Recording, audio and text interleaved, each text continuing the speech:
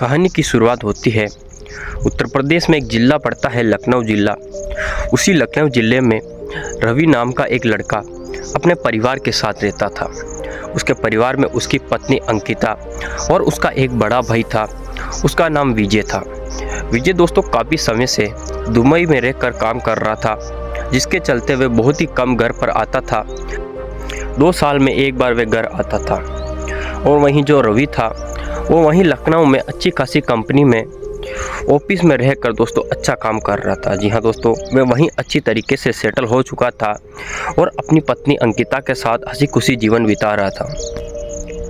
एक दिन जो रवि होता है वह अपने ऑफिस के काम से कहीं गया हुआ होता है।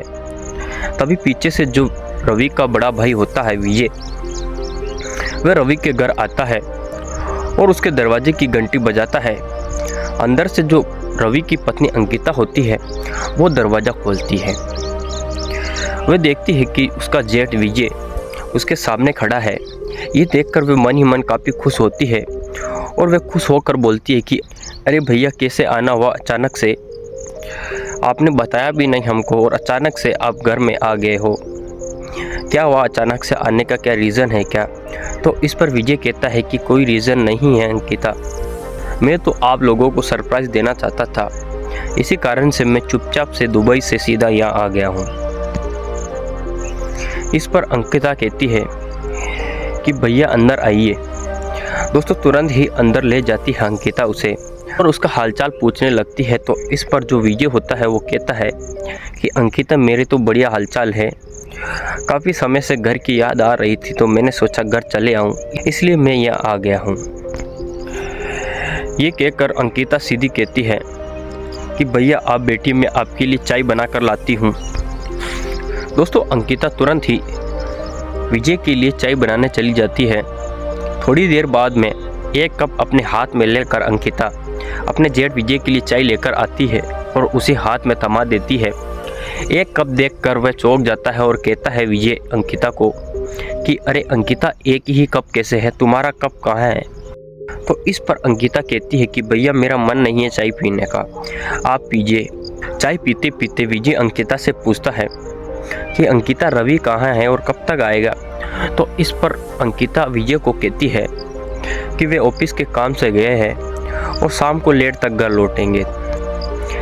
इस पर जो विजय होता है वो अपने भाई की तारीफ करते हुए कहता है, बहुत बढ़िया, मेरा छोटा भाई बहुत ही उन्नति कर चुका है। मुझे बहुत ही खुशी होती है कि मेरे भाई ने इतनी उन्नति कर ली है यहाँ रहकर भी। तभी अचानक से अंकिता के पास रवि का फ़ोन आता है, उसके पति का फ़ोन आता है। वह तुरंत से उठा कर कहती है कि जी बोलिए। इस पर रवि कहता है कि मैं ऑफिस के काम से दिल्ली जा रहा हूँ और 3 दिन बाद ही घर लौटूंगा, तो तुम अपना ख्याल रखना। तो इस पर अंकिता कहती है कि अब डरने की कोई बात नहीं है, बड़े भैया घर आ चुके हैं। रवि बहुत ही ज़्यादा खुश होता है ये बात सुनकर। वो बोलता है कि भैया से बात कराओ। वह भैया से बात कराती है। विजय कहता है कि हाँ रवि, कैसा है तू? तो इस पर रवि कहता है कि मैं तो बढ़िया हूँ भैया, ये सब छोड़ो, आप बताओ आप कैसे हो? तो इस पर विजय कहता है कि बढ़िया हूँ मैं, और मैं घर आ गया हूँ, लेकिन तुम नहीं मिल रहे हो मुझे, इसलिए थोड़ा अच्छा नहीं लग रहा है। तो इस पर कहता है कि मैं 3 दिन बाद भैया लौटूंगा वापस, जल्दी घर आ जाऊँगा और उसके बाद हम दोनों भाई साथ रहेंगे। ये सब होने के बाद दोस्तों शाम के टाइम खाना वाना खाकर अंकिता और जो विजय होता है अंकिता का जेठ, अपने अपने कमरे में लेटने के लिए चले जाते हैं। विजय अपने कमरे में जाता है, उसे नींद नहीं आती है, वह बार बार करवटें बदलता है। वहीं अंकिता रात को लेट तक फ़ोन चला रही होती है, कुछ वीडियोस वगैरह अपने फ़ोन में देख रही होती है, उल्टी लेट कर अपने दोनों पैर ऊपर कर कर हिला रही होती है। तभी जो विजय होता है वह चुपके से उसके बेडरूम के पास चले जाता है और चुपके से उसको देखने लगता है, उसकी हरकतें देखने लगता है, उसका गोरा गोरा शरीर देखने लगता है।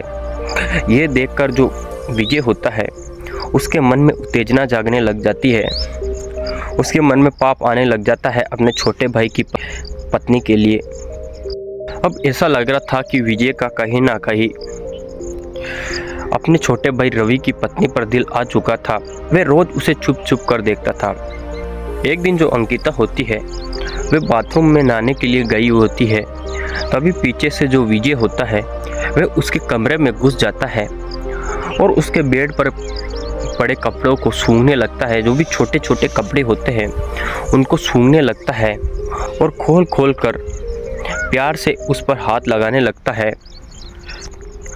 ये कर कर उसे बहुत ही खुशी मिल रही थी।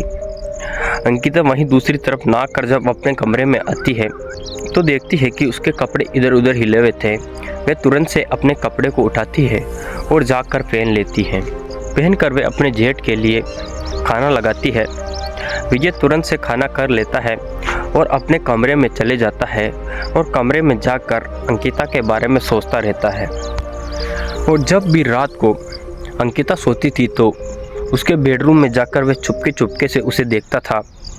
उसका गोरा गोरा शरीर लगातार वह देखता जा रहा था और ये देखकर अपने मन को बहला रहा था। लेकिन जो इसकी भनक होती है वो अंकिता को नहीं होती है।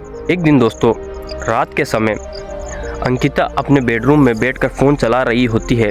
तभी उसके पति रवि का फ़ोन आता है तो रवि उसे तुरंत कहता है कि मैं आज शाम को ही घर आ रहा हूँ। तो इस पर कहती है कि ठीक है, आ जाइए आप आज। उसके थोड़ी देर बाद में जो अंकिता होती है उसके बॉयफ्रेंड का फ़ोन आता है। उसका नाम पीयूष होता है। पीयूष लगातार उसे फ़ोन करता है लेकिन अंकिता बार बार काट रही होती है क्योंकि घर में उसका जेठ विजय होता है, जिसके कारण उसे लगता है कि कहीं ना कहीं उनको शक हो जाएगा, इसलिए वह लगातार फ़ोन काट रही होती है। तभी जो पीयूष होता है उसको मैसेज करता है, अंकिता का बॉयफ्रेंड होता है, वो मैसेज करता है, उसे बुलाता है बाहर मिलने के लिए। तो इस पर अंकिता तुरंत से उठकर बाहर चली जाती है। लेकिन जो विजय होता है वो सारी नज़र उस पर रख रहा होता है। वह लगातार उस पर नज़र रख रहा था। विजय देखता है कि अंकिता किसी लड़के से मिल रही है और उसके बहुत ही पास जाकर आपस में बातें कर रही है। ये सब देख लेता है विजय। वहीं जो अंकिता होती है अपने बॉयफ्रेंड पीयूष से कहती रहती है कि क्यों लगातार फ़ोन कर रहे हो, मुझे बार बार क्यों परेशान कर रहे हो, तुमको पता है ना मेरा जेठ इधर आ चुका है अभी और कहीं ना कहीं उनको शक हो गया तो दिक्कत हो जाएगी। तो इस पर पीयूष कहता है अंकिता को कि यार मेरा फ़ोन क्यों काट रही थी, तुम मुझे अवॉइड कर रही हो, तुमने मेरा फ़ोन नहीं उठाया इसलिए मैं यहाँ तक आ चुका हूँ। तो इस पर अंकिता कहती है कि यार समझा करो, मेरे जेठ है घर में, अगर दिक्कत हो जाएगी उनको पता चल गया तो। इस पर दोस्तों पीयूष मान जाता है और वह वहाँ से चले जाता है। लेकिन जो विजय होता है वो सारी हरकत उनकी देख लेता है। वह तुरंत से घर में आती है और जाकर अपने बेडरूम में लेट जाती है। अगली सुबह जब नाश्ते का टाइम होता है तो अंकिता विजय को नाश्ता लगा रही होती है। तभी विजय कहता है कि तुम्हें कोई दिक्कत है, कोई परेशानी है क्या इस घर में? तो इस पर कहती है कि नहीं भैया मुझे कोई दिक्कत नहीं है। इस पर विजय कहता है कि मैंने रात को समय किसी लड़के से बहुत नज़दीक से तुमको बात करते हुए देखा। रवि तुम्हें मारता पीटता है या कुछ करता है क्या तुम्हारे साथ? तो इस पर वह मना कर देती कि नहीं कुछ नहीं करता है। तो विजय कहता है कि फिर नए नए लड़कों से जाकर क्यों मिलती हो? दोस्तों ये सुनते हैं अंकिता डर जाती है, काफ़ी घबरा जाती है और मन ही मन सोचने लगती है कि अब क्या हाल होगा मेरा। विजय बिना नाश्ता किए ही वहाँ से चले जाता है और कहता है कि अब से इस घर में मैं नहीं रहूँगा। ये सुनकर अंकिता बहुत ही ज़्यादा डर जाती है। अब उसे लगने लग जाता है कि कहीं ना कहीं रवि को ये बता देंगे पीयूष और हमारे बारे में।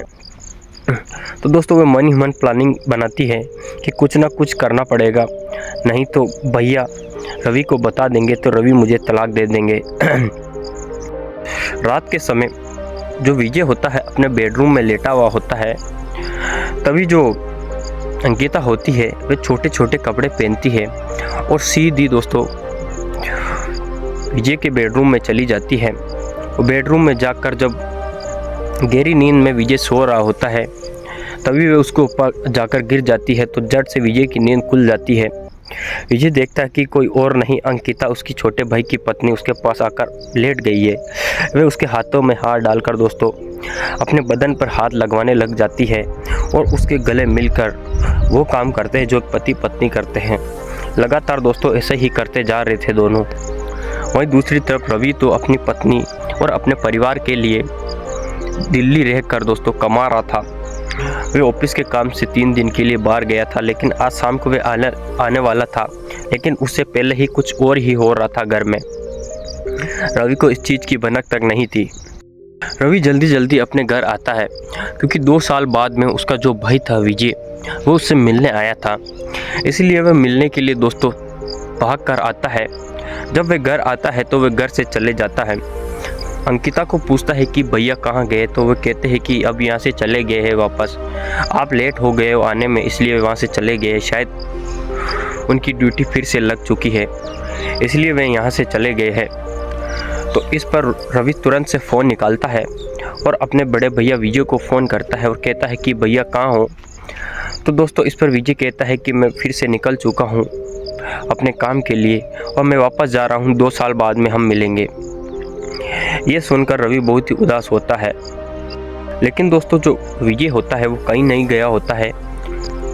वो रवि के घर के आसपास किराए का मकान लेकर रह रहा था। रवि जब भी अपने ऑफिस के लिए चले जाता था तो विजय तुरंत से रवि के घर आता था और अंकिता के साथ मज़े करता था, अंकिता के साथ प्यार करता था और फिर से दोस्तों वापस उसी जगह चले जाता था।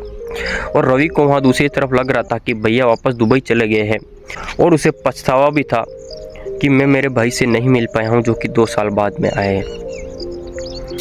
एक दिन दोस्तों जो रवि होता है वह अपना ऑफिस गया होता है। वह अंकिता को फ़ोन कर कहता है कि रात को मैं नहीं आऊँगा तो तुम अपना ख्याल रखना। तो इस पर अंकिता बहुत ही खुश होती है क्योंकि एक और मौका उन दोनों को मिल जाता है। वह विजय को तुरंत फ़ोन कर ये सब कुछ बता देती है। विजय तुरंत से शाम को उसके घर आ जाता है और दोनों गुल मिल खिलाने लगते हैं, लेकिन किसी कारणवश रवि वहां आ जाता है घर पर। घर का दरवाज़ा खोलता है और ऊपर जाता है तो देखता है कि दोनों गुल खिला रहे थे। अंकिता और विजय दोनों प्यार कर रहे थे। ये देखकर दोस्तों उसके रोंगटे खड़े हो जाते हैं, उसके शरीर से पसीना निकलने लग जाता है। उसे समझ नहीं आ रहा होता कि क्या करे। वह अपने भैया को डांटने लगता है कि मुझे आपका भैया कहते हुए भी शर्म आती है, इतनी गंदी हरकत करते हो तुम। और दोस्तों अपनी पत्नी को भी डांटने लगता है कि तुम्हें शर्म नहीं आई, तुम्हारे भाई जैसे जेठ के साथ तुम लेट रही हो। ये सुनते ही दोस्तों जो विजय होता है अपने भाई को तुरंत पीछे से पकड़ लेता है और दोस्तों दोनों गला दबाकर दोस्तों उसे मौत के घाट उतार देते हैं। जी हाँ दोस्तों, और उसकी जान चली जाती है। दोस्तों सिर्फ एक लड़की के लिए विजय अपनी हवस मिटाने के लिए अपने छोटे भाई को ये अंजाम दे दिया जो दोस्तों शायद कोई नहीं करता है। जी हाँ दोस्तों, ये थी कहानी कैसी लगी है? कहानी अच्छी लगी है तो लाइक कर, चैनल को सब्सक्राइब जरूर करना, वीडियो को शेयर भी जरूर करना। मिलते हैं अगली वीडियो में, तब तक के लिए जय हिंद जय भारत।